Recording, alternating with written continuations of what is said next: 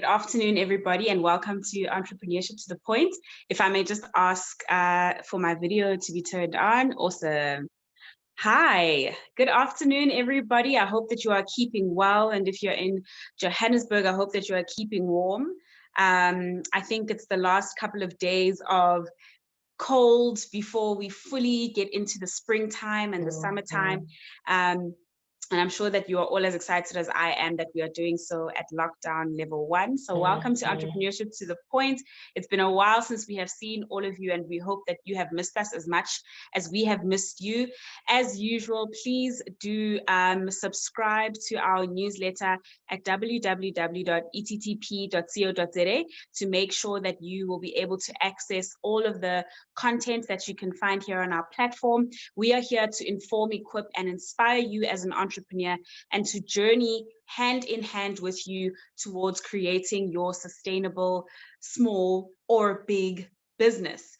And today we are talking about a really important topic and something that became even more crucial during the time of lockdown when things were really, really hard for entrepreneurs. And that is building your brand equity. We're talking about building that thing that when things are difficult, when companies are downsizing and cutting costs and looking where they can do the best for themselves, they think about your brand and your organization and think, you know what, as much as things are difficult, maybe we can still glean some value out of this organization. Maybe there is still somewhere where this particular brand can still walk with us through this difficult time and make sure that we get out on the other side. So we have some really incredible guests on the line for us. I'm not going to be hosting you today. I'm going to be handing over to Naledi Musiane, and she's going to be talking to Mr. Iggy Sateche, who is the head of marketing and branding at Pareto Limited. So before I hand over to Naledi, who will then introduce Iggy, I just want to give you a brief profile of who's going to be moderating this session today. Naledi is an entrepreneur and founder of MPH Investments with interests in media and property. She has over 13 years work experience in multinationals such as MultiChoice, Ogilvy Investments, and Teleshore Investments. She's also a producer and professional moderator, and she produced an incredible show on African entrepreneurs, which was broadcast on Fox and Showmax across 48 different countries. So Naledi knows a thing or two about marketing, about branding, certainly about content. And I think those are some of the nitty-gritties that we're going to get into in today's session to make sure that when you leave today, you are better equipped to understand how to position yourself and your brand in order to access those markets in any kind of season or territory. So before I hand over to Naledi, but I think you can get ready and turn your camera on. I'd just like to remind everybody that you can engage with us and send through questions in the chat section. And there will be somebody there to make sure that we are fielding them through to the panelists for today. So yeah, Naledi, are you with us? Yes, I am. There you are. Okay, great. I'm going to disappear. I'll be in the background and fielding through some questions to you, but over to you. And we're excited to hear what you and Iggy have to teach us today. Fantastic.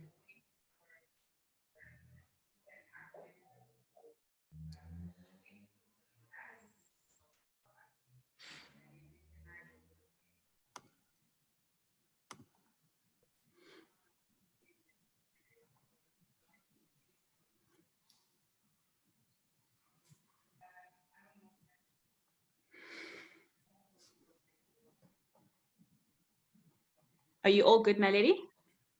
Oh yes, are we live? Can we go ahead? Because I'm seeing your screen with your letter. I think Bradley can make that go away. I think it's just the view that we're in, but yeah, I think we are good to go. Okay, perfect. Well, thank you so much, Debo, to Property to Point for today. Good afternoon, everyone, and thank you very much for joining in on this session. As mentioned, my name is Naledi Musiane, and I'm an entrepreneur. And today we'll be talking about building brand equity, right, for SMEs, a topic that seems pretty simple, yet is so incredibly nuanced and has multiple factors to consider. And really how we're going to go about this is we're going to discuss how do we build strong brands, right? How do we build a compelling brand story, yet is also authentic? And how do we get our brands into the hearts and minds of consumers, especially in times like this, and helping us navigate and excavate really powerful and pragmatic insights is what I call a brand master. He's a brand enthusiast, has over 20 years experience in marketing. He's worked for prestigious brands such as the South African Foreign Trade Organization, Brand South Africa, and SABS. He also is a former broadcaster. So today we have someone in the house who really has made his way through the marketing and media ecosystem. And he's not only a marketer, guys, but he's a chartered marketer. There's levels to this thing, right? So please help me welcome the head of marketing for Pareto Holdings, that is Mr. Iggy Satekre. Iggy, welcome. Thank you so much, Naledi. Good to be on this program with you, and many thanks to Property Point as well. That's fantastic. So Iggy, I mean, today, right, we're going to be speaking about building brand equity. As mentioned, it's something that seems pretty simple, but eludes a few people, right, who are not experienced marketers such as yourself. So before we even go down that road, I'd love for you just to give us the basic fundamentals and rudimentary elements of what is a brand and what are the things that make up a brand? You know, if you look at a couple of years ago, a lot of companies made a lot of mistakes of relegating the function or the agenda of brands to a marketing department. And that's where essentially we got things wrong. Because the tendency then for marketing departments at the time was to say, we're going to focus on the logos, the color palettes, the color schemes, the look and feel.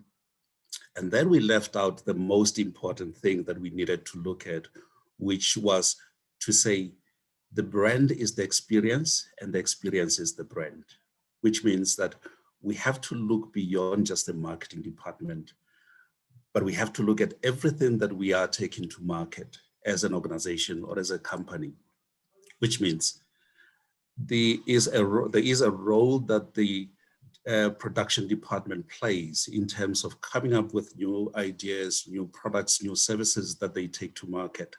So always they would have in mind who this particular product is meant for. And when the experience increases and it becomes solid and people start to be drawn to your brand, you then are starting to build that which we call the brand of the organization. So the marketing guys, only what they do is to help articulate and build the story that we want the company to tell the world about. So there is a role that each and every single department needs to be playing in creating a brand. It is not just a function that we should be leaving to a marketing department.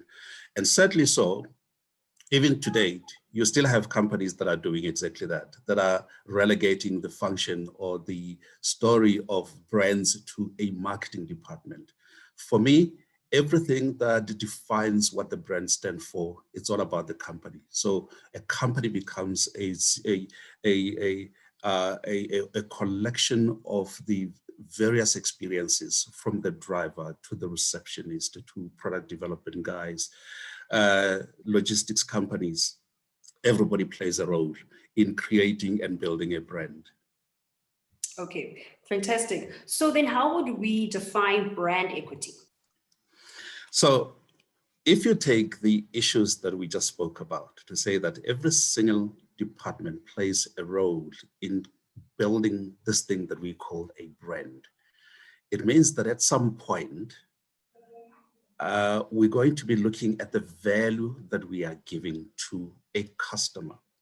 Remember, the purpose of a customer or the purpose of a company is to create a customer.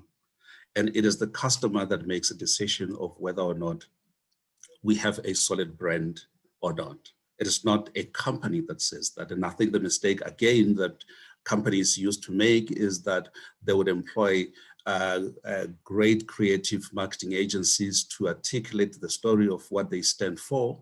But what they don't realize is that sometimes a marketing program can actually hasten the demise of a brand.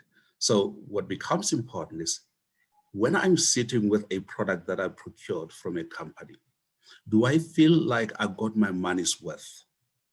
And when I feel like I have got my money's worth, I will be ready to pay a premium price for that product because I love what I've received.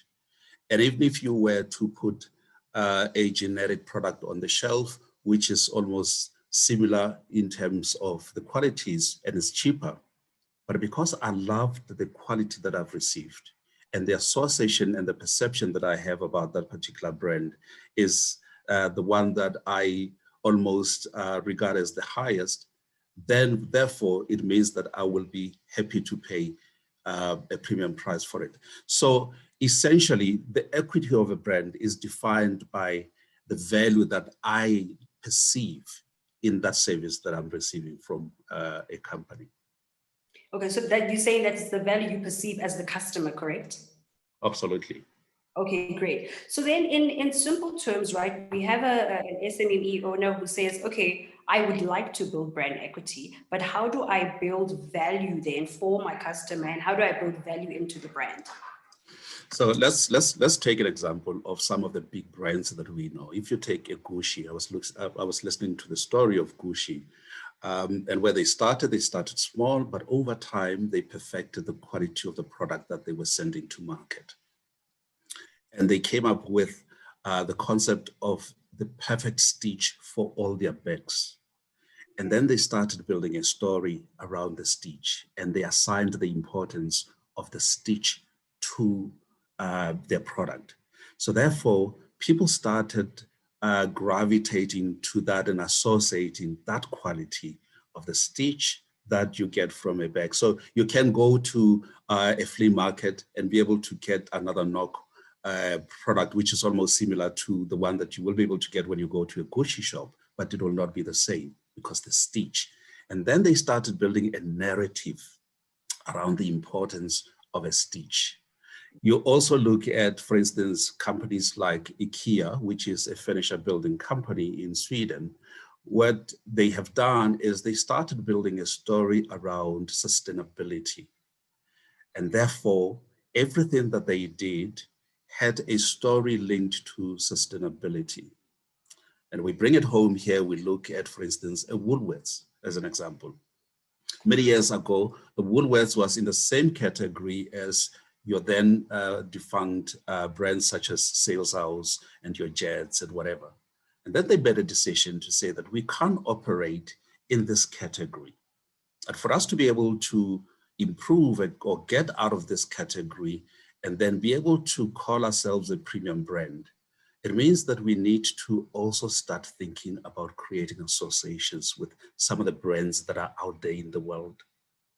And they spend enormous amount of time going and creating those partnerships, bringing those partnerships to Woolworths. And then suddenly the story of Woolworths was no longer about the story that you could associate with Sales House anymore. You know that you'd go to Woolworths and you'd be ready to pay a premium price for whatever you will be getting from that.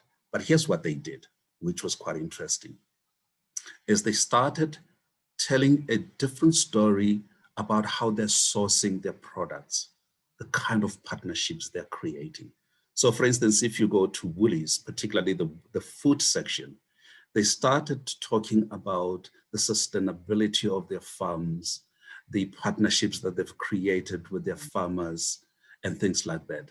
So I think that the SMMEs who may not necessarily have the resources of a Woolworths, the resources of a Gucci, this is what they can do at a personal level: create partnerships, create relations at that level where you can be able to call on a person or an ops manager that you're likely to do business with and say, you know what, this is the story of my company. This is what I do. How do I create a relationship with your company at a personal level? And we'll talk about another example later on where you you start to find that smaller companies who do not have massive amounts of resources have simple things that they can be able to put in place and deploy to be able to get into the books of big companies or any other company for that matter. Okay, so I've heard you, I mean, as you were explaining that to us, you've mentioned story a couple of times, you've mentioned narrative a couple of times, and what's really coming across is the power of storytelling, right? And I really want you to really excavate that topic for us and move us through that. How do we build a compelling but an authentic brand story that will distinguish our brand? So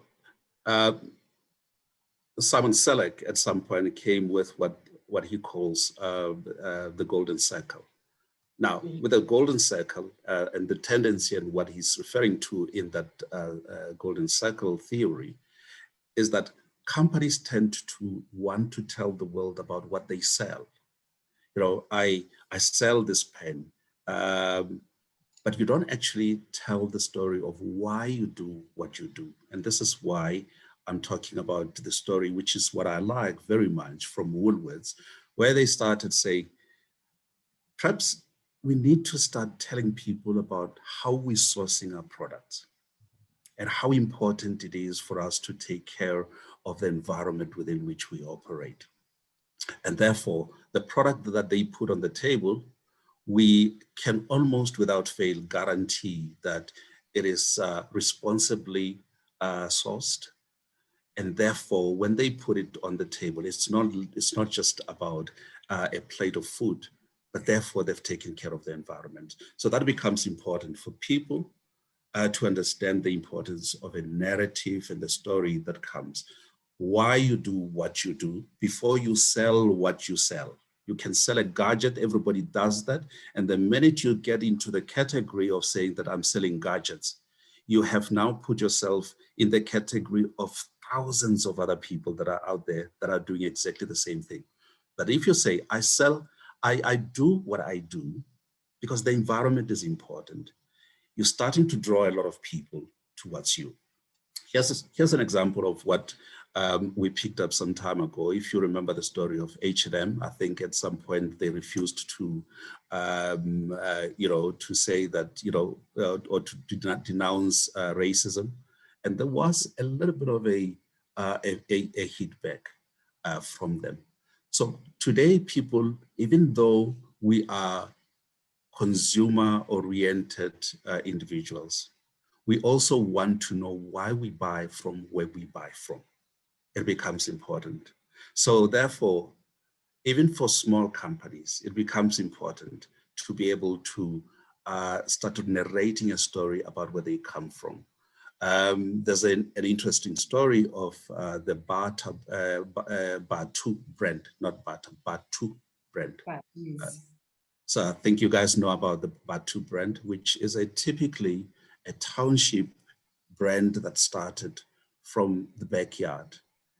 But the story that they build around the Batu brand, the fact that right now they have partnerships with your Castle Lights and various other brands out there, and today they can compete with so many other brands like your Nikes and your Adidas, it says that people are starting to be drawn to their brands because they like the story of where they come from streets and from desperation of the townships where nothing positive is ever being envisaged from those brands, but they can be able to tell the story about. So what they do is they don't even talk about the product or the shoe, but they talk about where they come from. They talk about the story. It's a story of hope, a story that had or would have been written off by so many big brands out there. But here they are, they're making strides. They really are cracking and then eating into the lunch of various big brands that are out there. So storytelling is important, and it has to be part and parcel of any marketing program or a company story out there.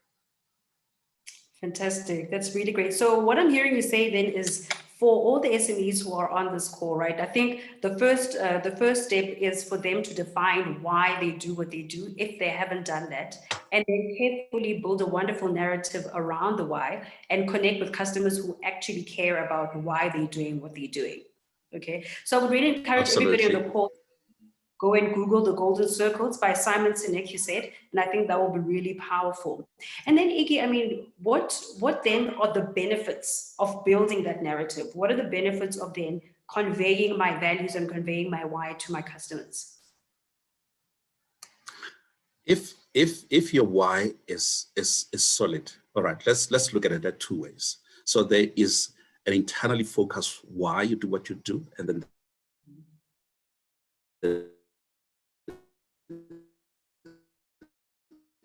there's an externally focused why you do you together, because they understand where you're coming from. They share, or they've got passion with your in your story.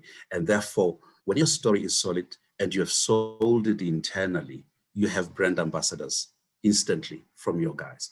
They will be able to carry that story. It'll be amazing to hear them. So if you, for instance, hear the story of companies like such as Google and how proud the employees are to be associated with that brand. Believe me, those brands, they take no prisoners. They demand a pound of their flesh from their employees, but their employees also give the best that they possibly can out of these employees. So it becomes important to sell your story first internally so that you have those ambassadors in you. And then externally, it becomes easy for you to be able to take your story out when you have an army of your employees that can be able to do that for you.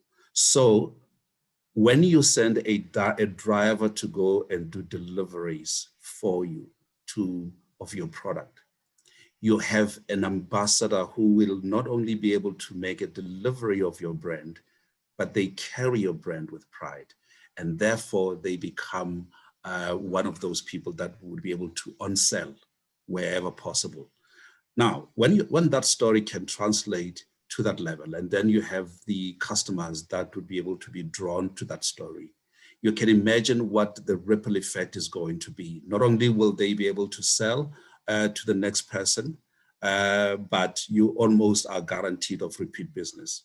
They always say that the cost of starting a marketing program or starting any marketing campaign is always higher compared to when you do repeat business.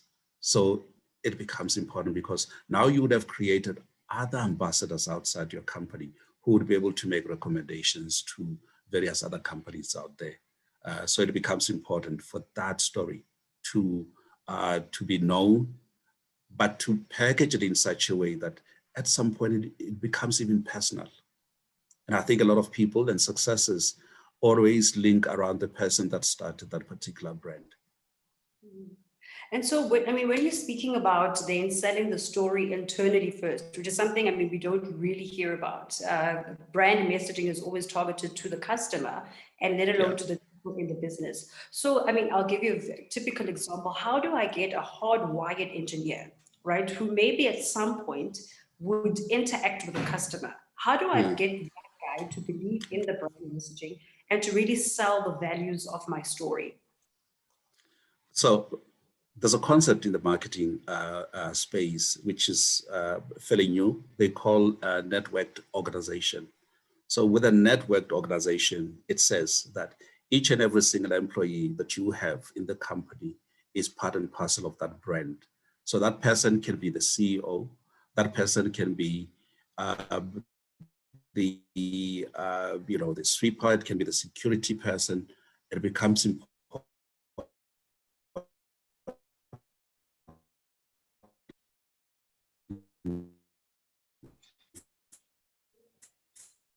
for them to understand that the minute, I think I would urge people to also look at the story of the name,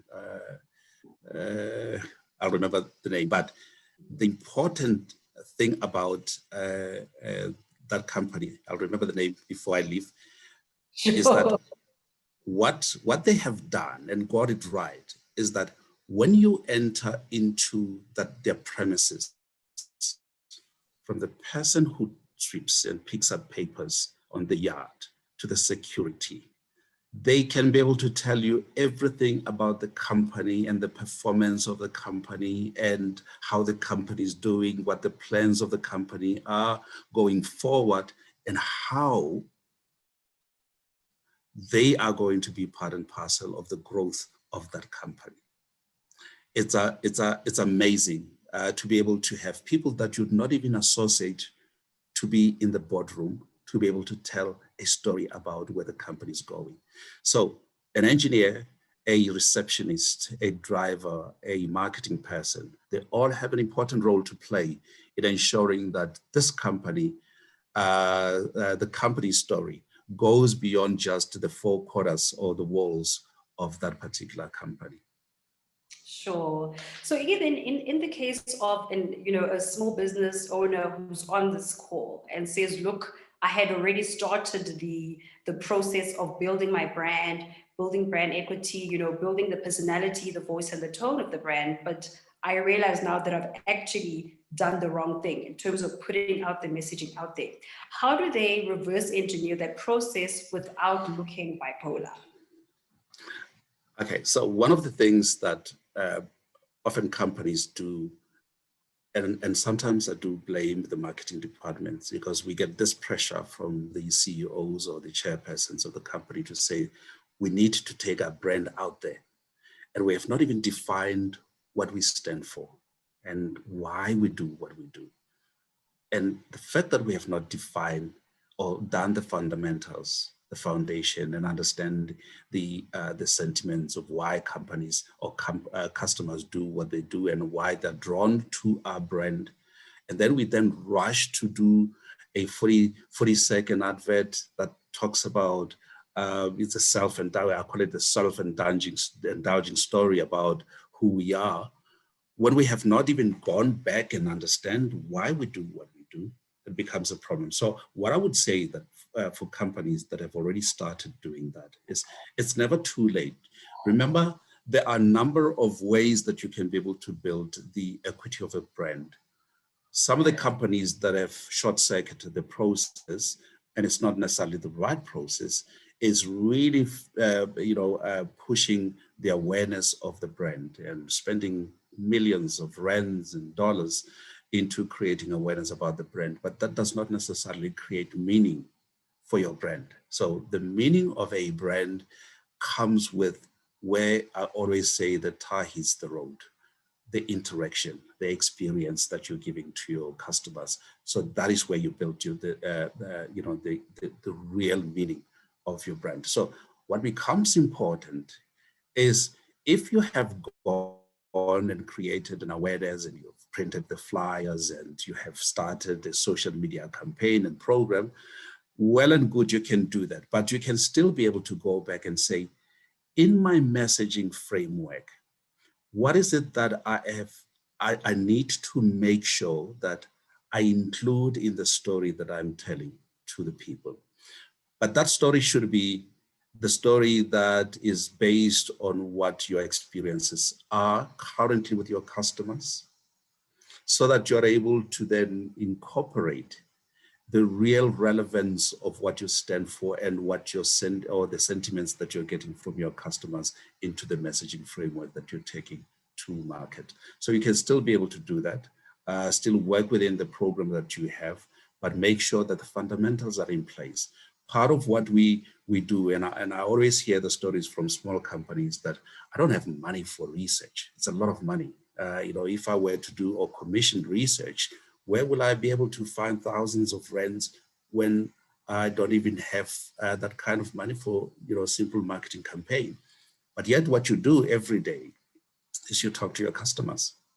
There is a relationship that you have currently with your customers. Your drivers are making deliveries, so there is going to be a complaint of some sort.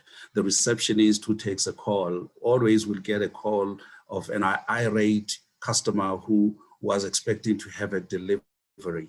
So you can have a system in place where you can be able to say, I'm going to use all these tidbits to pull information about the sentiments that customers are saying about us. Remember, when we always say that it is not who or what you say about your brand that matters. It is what your customers are saying about your brand that matters. So it becomes important that you can still be able to have a very cheap and very low cost program to pull sentiments so that you can be able to start building from there. And when you have a little bit of information, so I would have a problem if when you're an SMME, you have an interaction with a customer and then you walk away not knowing what the customer feels about your brand, whether they're happy about the brand or they're dissatisfied or they're lukewarm. Because the equity, as if we are to refer back to what the brand equity is all about, the brand equity is all about the fact that I am willing to come back to buy from you and I'm willing to pay a premium price for it. So you should be able to also have a sense of the customers that you have gone through in the last year or 12 months and how many of those have come back to you. That's research right there for you. So you should be able to build from there. So you don't necessarily have to commission a very expensive exercise to be able to get an understanding of what you could include in your messaging framework. So then, Igima, the question that comes to mind is then, how do I ascertain how my customers feel about me? A typical example, if I'm on Twitter or Facebook and Instagram, do I put out a question that says, "Dear customer, how do you feel about me?" Or what is a tactful way of really extracting that information without commissioning a research company to do that for you? I mean, let me give you an example of this company. We ordered for my boys a couple of sneakers from the Batu company. And here's what they do. Is you place an order, you go online, you place your order, it goes, you get an instant response from them. Dear customer, and in fact, they don't even say dear customer, it's personalized. They know who you are. Dear Iggy, thank you so much for placing an order. You will have it come your way within 5 days or so. Then you get another email the following day to say that your thing has been processed. And then on the delivery date, there's a message inside the box to say, thank you so much for placing your order with us. And then you get an email the following day and a call to say that, sir, did you receive your product? Was it delivered on time? Were you happy with what you found? Are there any queries? And that is a simple thing that you can do, or that any SMME can do, to put a program like that in place. I don't think that it will kill you, or it will cost an arm and a leg. You don't have to break the bank to do a simple assessment like that about your brand. All that you have to do is to just pick up a call after you have done work or delivered a service to say, sir, thank you so much for having given me an opportunity to service you. Were you happy with the quality of the product? How was my driver? Did you receive assistance when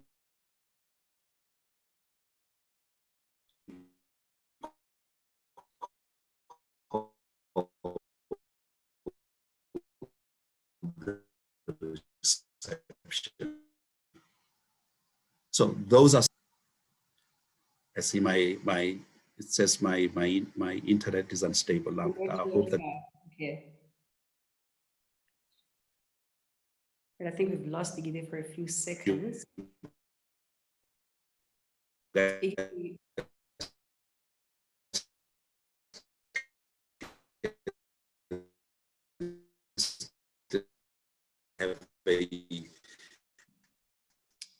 I think we're having some network issues there.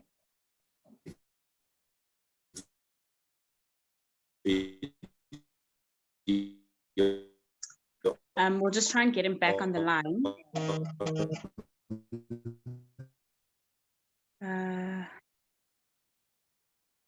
I think we're having some technical difficulties there. I don't know if I am audible, but I think, okay, am I clear, Naledi? Yeah, you're very clear. All right. So while we try and get, I think what we'll do is we'll bring him on and just maybe ask him to have his camera off. Oh, there, he's back. Okay. Iggy, are you good to try again? Can you hear me now? We can. So what we'll do, if you see it hanging like that, just turn off your camera and let's see if it improves the bandwidth just for a little while, and then we can just switch on and off in that way. All right. Okay.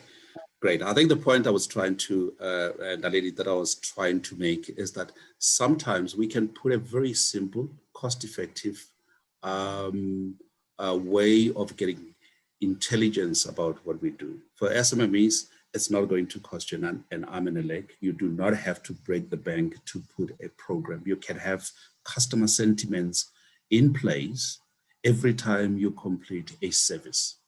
And that, I think, it is possible. So either, particularly if you are the head of the company, I think it's easy for you to be able to pick up a call and call whoever that you were working for or doing a service to say, I'm glad that we, thank you for having given me an opportunity to do work for you. Please just give me an advice of whether or not you're happy with the quality of the service that we have given you. Fantastic. It's quite interesting. I think right now was a perfect illustration of what amazing brand equity is, because when you spoke about Batu and what they did, your face just lit up, right? And I think that's an incredible example of what a customer feels about a brand. So then, I mean, what we can pick up then is one of the keys then are personalization, constant customer interaction, and following up is the best way to really ascertain how do your customers feel about you and feel about your brand. Right now, now that I've established my brand, I've established why I do what I do, I've established what I stand for, how do I then begin to develop a brand voice or brand personality? So this is now where you bring in your marketing agency or your marketing department to come in to help you articulate the story that you would have defined upfront. But if you go and go to a marketing agency or marketing department and say, this is me, go tell the world about, when you have not defined that, that's where the problem is. So when you have or you're ready to go to market, it becomes easy for you to be able to engage creative departments or marketing agencies. If you do have the resources for a marketing agency, you have defined the color schemes and the logos and things like that, and the story and what you stand for. So marketing department then becomes or it becomes possible for you to be able to do that. Then you come with plans to say, how do I go to market? What are the platforms? What are the touch points that would help me tell my story? Is it going to be social media? And if I go social media, what is the story that I put on Facebook vis-a-vis what I put on your Twitter, vis-a-vis what I put on my my website, vis-a-vis the story that I put on my business cards and things like that? How do I look like when I go to market? So that is an easy part, which most marketing companies or marketing departments, they get excited because it makes their life a lot easy. They jump straight into that one. And I always discourage marketing departments or companies to say, that is the last bit that we're going to be doing. We're not even going to look at that at this point in time. Let's first define the brand persona, understand what we stand for, and then that becomes easy. And the last part of why we then go to market. So I really want us to get down into this. How do I then typically define a brand tone, right? So you've seen brands such as Nando's. Nando's has got a very clear personality. They're funny, sarcasm, the way they interact with customers on Twitter. I mean, they're an absolute joy to deal with. Versus the tone maybe a Chicken Licken would take or a KFC would take. They're all selling the same products, but the tone and the personality is incredibly different. So how do I determine what voice and tone do I use? Am I going to be, a funny brand? Am I a serious brand? How do I define that?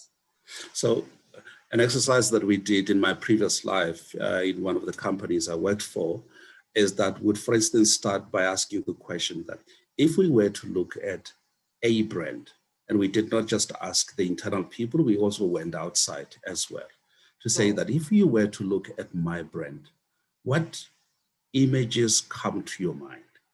Do you see an athlete? Do you see a woman? Do you see a man? And the minute you start narrowing down those things, those attributes, you then will get to the tone. Because if you have defined yourself as an athlete, as an example, because I think one of the companies that we dealt with at the time was we wanted to see ourselves as an athlete, very, very fit, very agile, quick on the ball. And then we started even putting a whole range of different people out there. So bold and these and that. And then we then narrowed down and said that we're comfortable with this particular individual. It's going to be a woman who's fast, who's fit, who's caring. And then those attributes are the ones that help define the tone that you will be using when you go to the market. A service-oriented organization, for instance, might want to have a tonality that defines itself as professional and more serious, because you can use a tone for a professional service-oriented company as quirky and fun and boastful.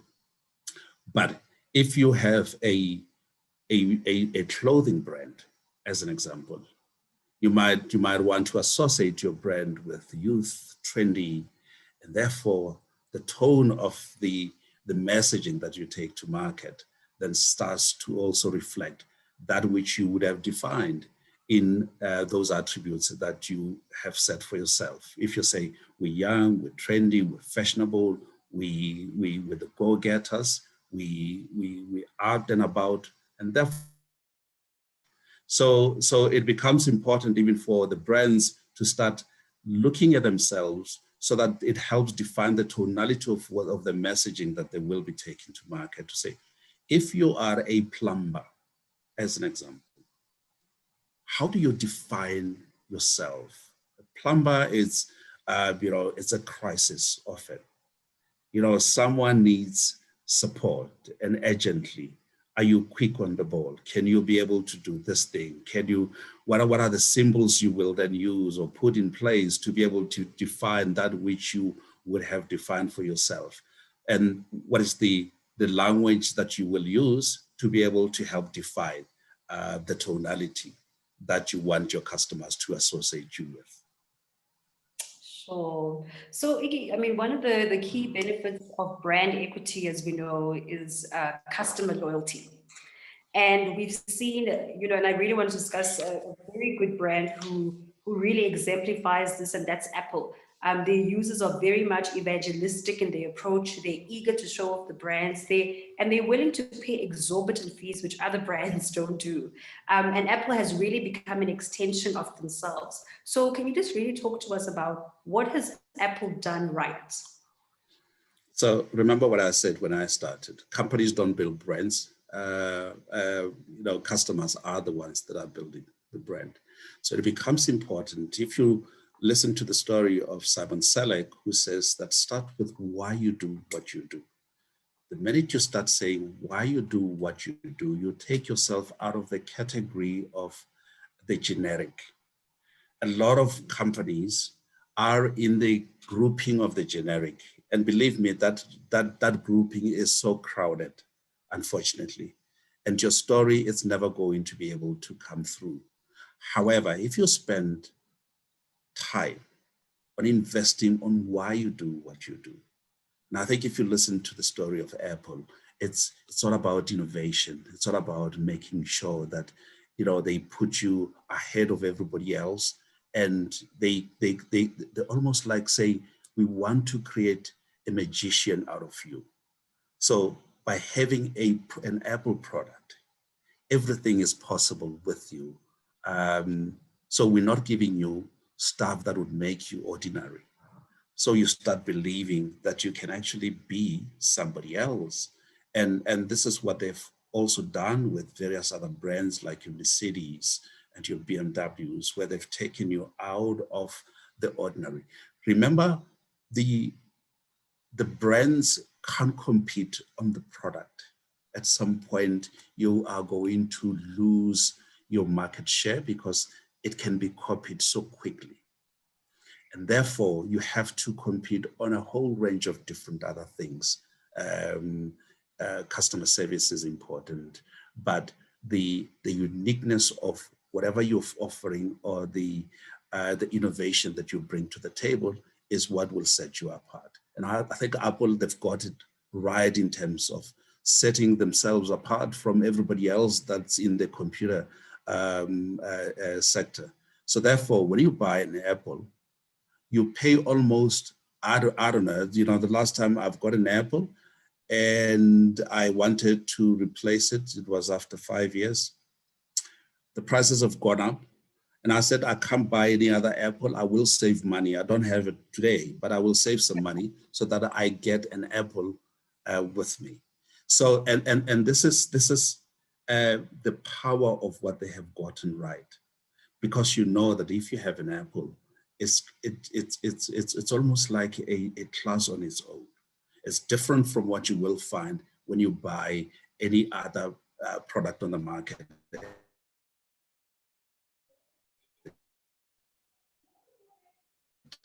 Or an HP or whatever.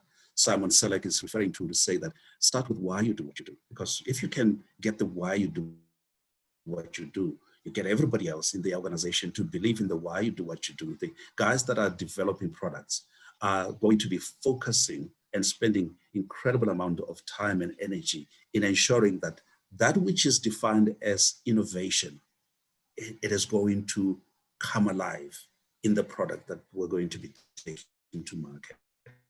So it becomes important that when you have defined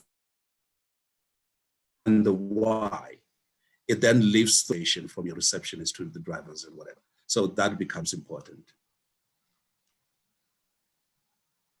Sure.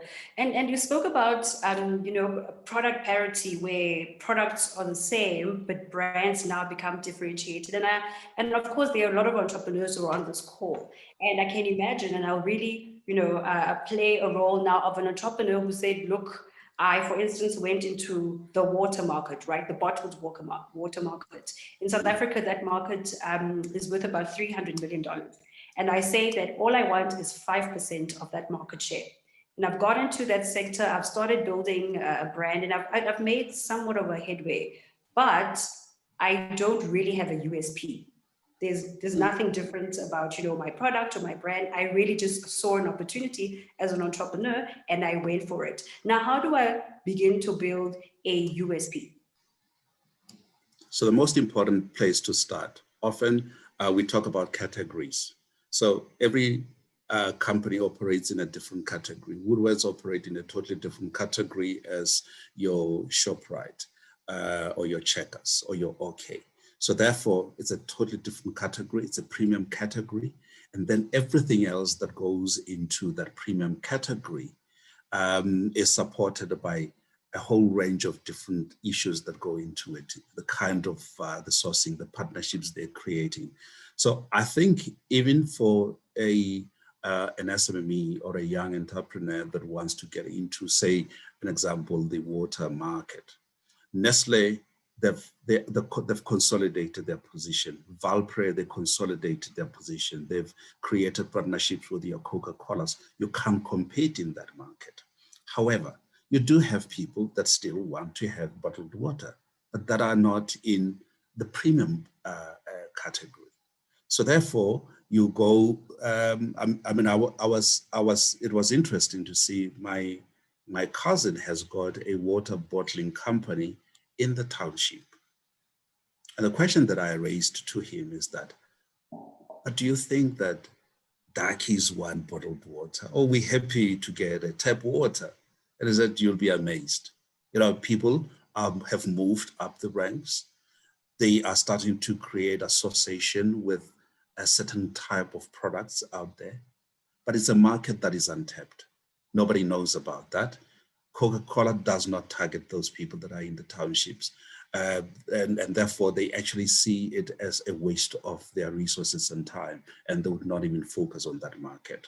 However, he saw an opportunity. You come from the township, you can relate to this. The funerals, they've become big.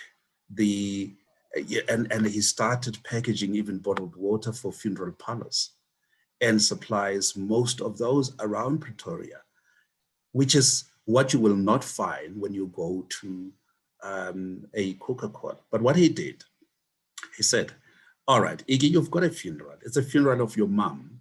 Here's what I'm going to do is I'm going to write a little bit of a story, print it, put it on the bottled water, and then that is going to be the stuff that we're going to be sharing on the day. And then the business started growing. So I think that what people then need to start realizing is that identify the category within which you can operate and where you feel that you've got an opportunity to be able to crack it. If you are going to want to compete with Coca-Cola and Nestle, believe me, you are dead in the water before you even start. And I think that's why the challenge with most of the brands today is that realistically, they don't look at where they are.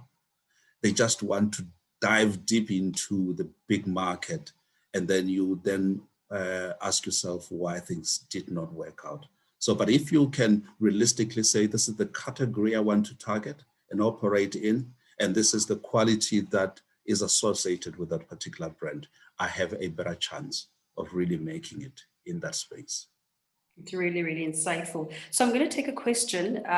So Karen says, are the principles of storytelling the same for a services company who sells services and not goods? Okay. Mm-hmm.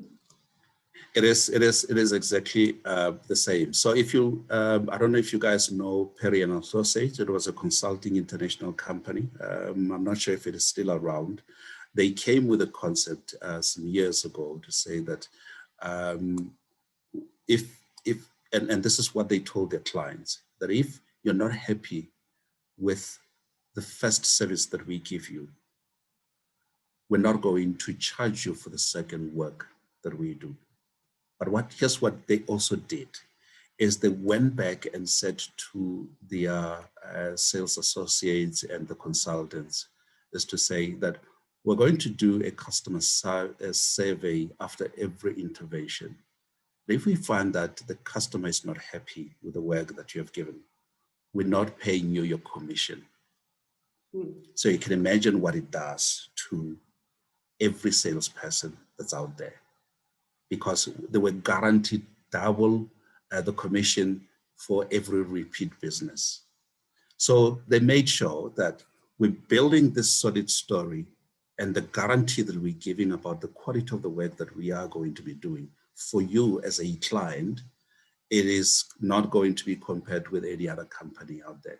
So you can still be able to tell a story through maybe things like giving guarantees, putting your head on the block and saying that I can put my head on the block that if I'm not able to make changes in your company, if I'm not able to improve your bottom line, if I'm not able to improve on the wastage that you have, tangibly be able to see those changes.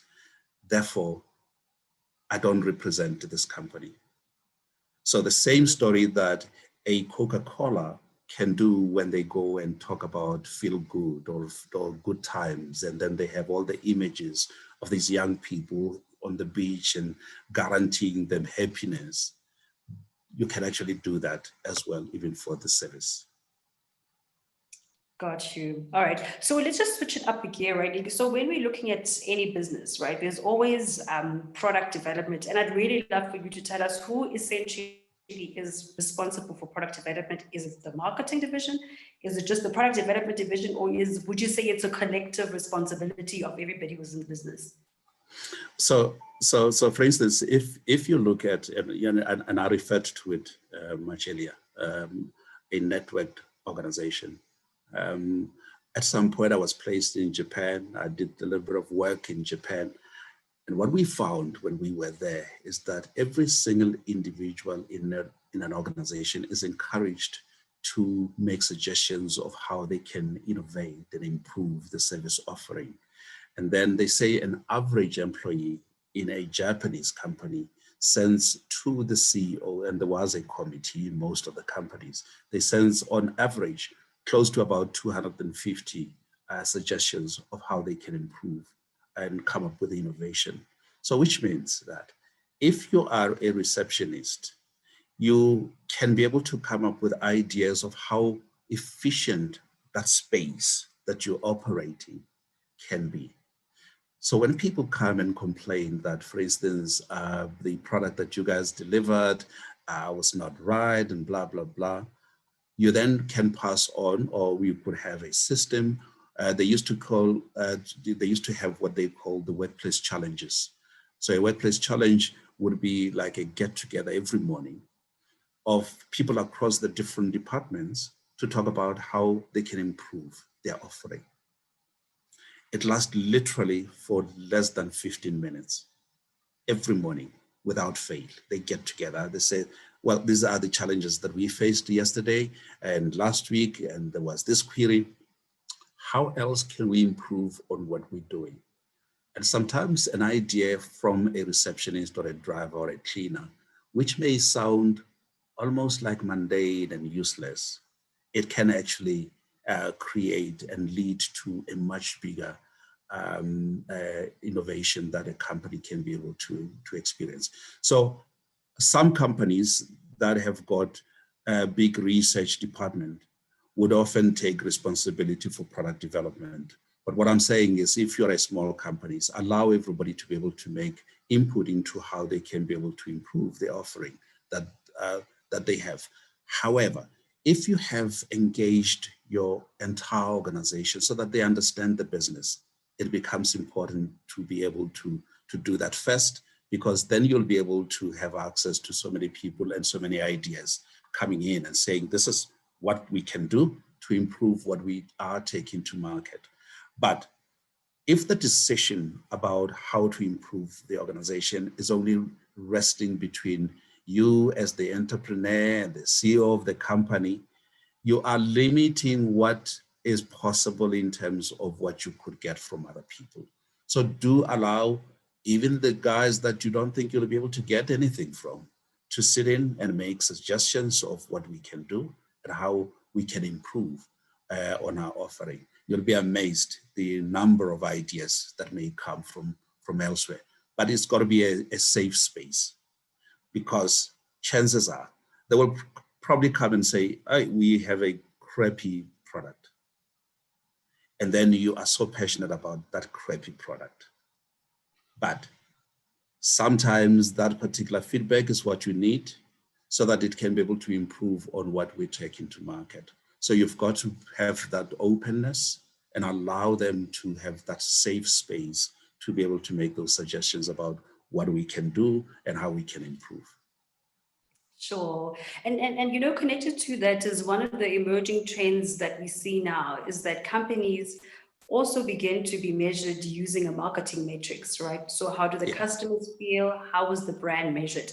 And we know that obviously financial performance is primary, but we are seeing, you know, a very, very powerful trend coming through that now forces companies to look at their brands and their customers. And we've seen many examples of that happening on social media.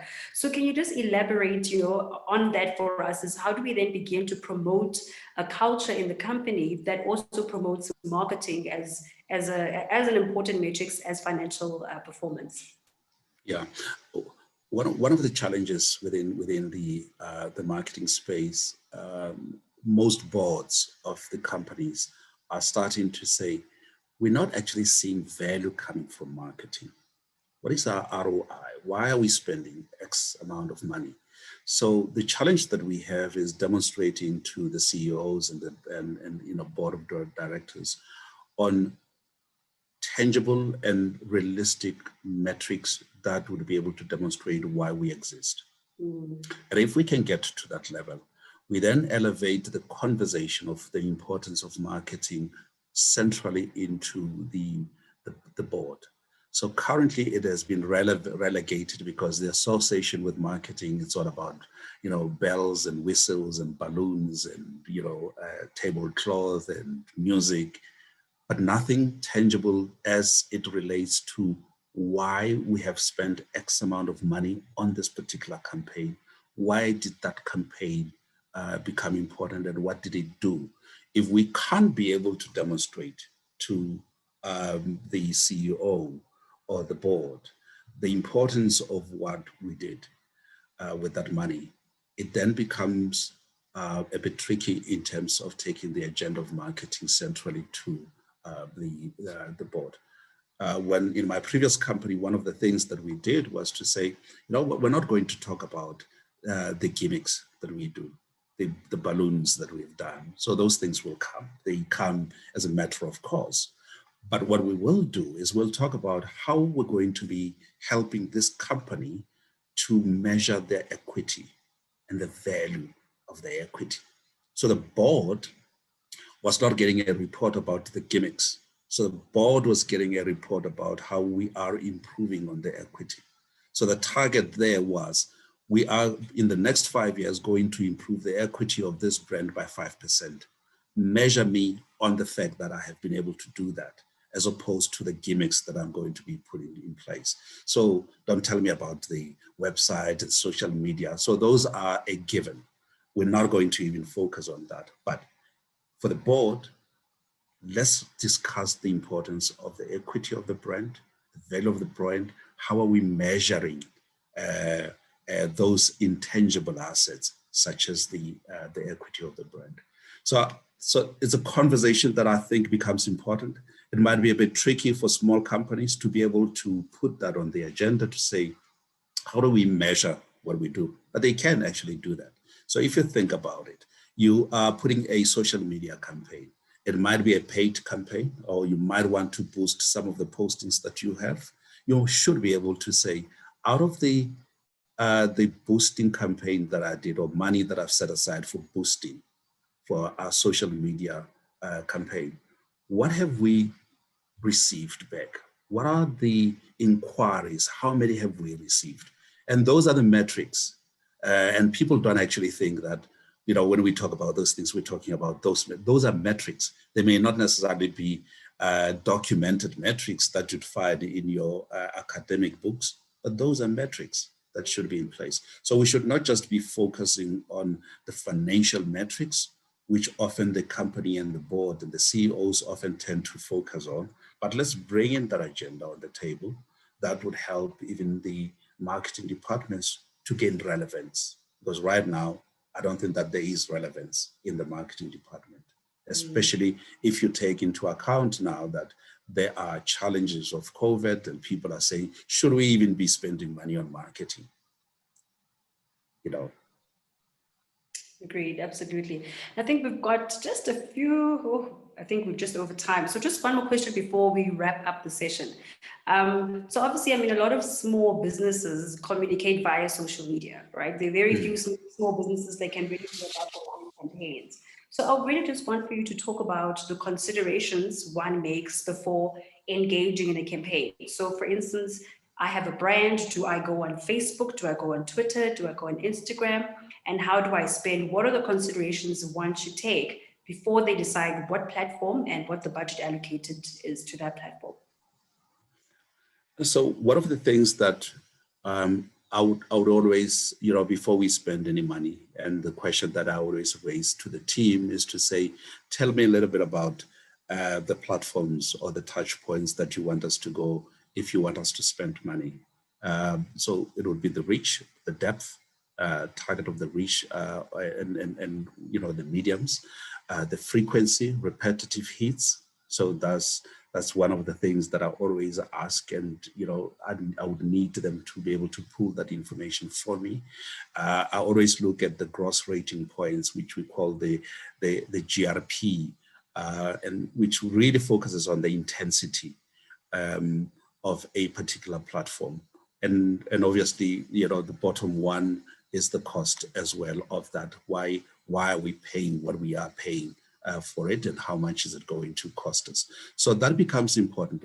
when you have that information, it then becomes easy for you to make a decision to say that if I'm spending X amount of money on this particular platform, it will be able to give me X.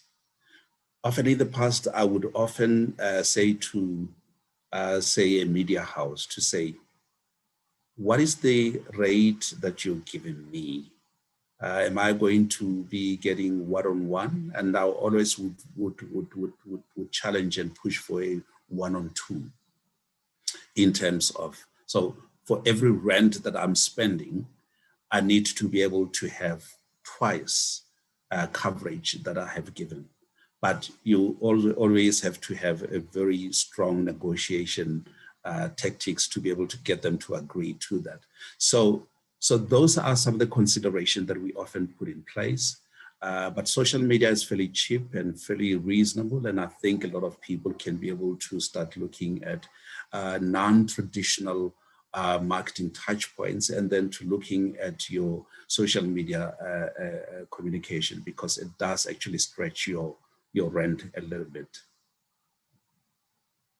So again, I think thank you so much. We've 4 minutes over time, and just really to wrap up the session to everybody who's on it, so we really define brand equity as how your customers feel about you. It's really establishing what you do, why you do, what your values are, what you stand for, and really building a narrative and a story around your product. And more importantly, if you're operating in a sector where there's a lot of product parity, look at the category that you're in and then find a space to play in that particular space. I've personally gotten a lot out of this. I'm going to apply quite a few of these principles for my own business. Thank you for the free advice, Iggy. Much appreciated. And I think we'll then hand over to Tebogo for that. Thank you very much, Naledi. That was great, guys. Thank you so much, Iggy, and thank you so much, Naledi. Just today I was having a conversation with one of the entrepreneurs on the Property Point program who, for the longest time, he's in a hard hat industry. He's really relied on that connecting face-to-face, going to networking sessions. And now with COVID, that kind of thing really isn't possible anymore. And I think it's so vital that as many more entrepreneurs are starting to move their businesses onto different platforms, are starting to think about how to access markets in a way that is beyond connecting and word of mouth, which obviously for the longest time is, has been shouted about as the best way to grow. But now they really have to think differently. And the one thing that we agreed on the call was, before you even tackle your website, before you think about any aesthetics, make sure that you understand what your business objectives are. Make sure that you are aligning any tactics that you have with what you're already using inside your company in terms of your sales pipelines and processes and procedures. And I think that definitely this conversation was right on point in terms of what entrepreneurs should be thinking about when they are now starting to evolve their businesses. Thank you so much to everybody who is on the line. I think I may have seen a in. If we do pick up any questions that are for Naledi or Iggy, we'll be able to just field them through to them and see if maybe there is any way that we can connect you. But otherwise, please do go back to this video. I think there was so much content. You should definitely go back to our YouTube page, Entrepreneurship to the Point. Rewatch it, let it be a lesson. That is the point of the Equip sessions. Get your notepad out and share it with your fellow business people and entrepreneurs. We will see you again next time with another Inform, Equip, or Inspire session. Have a wonderful afternoon.